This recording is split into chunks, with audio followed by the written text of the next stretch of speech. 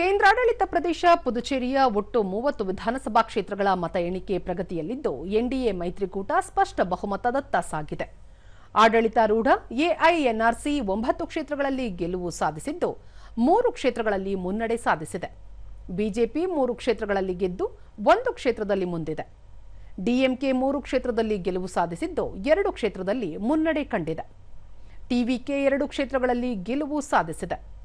ಕಾಂಗ್ರೆಸ್ 1, ಪಕ್ಷೇತರರು 7 ಕ್ಷೇತ್ರಗಳಲ್ಲಿ ಜಯಗಳಿಸಿದ್ದಾರೆ. ಸರ್ಕಾರ ರಚನೆಗೆ 16 ಕ್ಷೇತ್ರಗಳ ಸ್ಪಷ್ಟ ಬಹುಮತದ ಗೆಲುವು ಅಗತ್ಯವಿದೆ. ಮುಖ್ಯಮಂತ್ರಿ ಎನ್ ರಂಗಸ್ವಾಮಿ ತಟ್ಟಂಚವಾಡಿ ಕ್ಷೇತ್ರದಲ್ಲಿ ಗೆಲುವು ಕಂಡಿದ್ದಾರೆ. ಎನ್ಡಿಎ ಮೈತ್ರಿಕೂಟ ಪುದುಚೇರಿಯಲ್ಲಿ ಸ್ಪಷ್ಟ ಬಹುಮತದಿಂದ ಸರ್ಕಾರ ರಚನೆ ಖಚಿತವಾಗಿದೆ.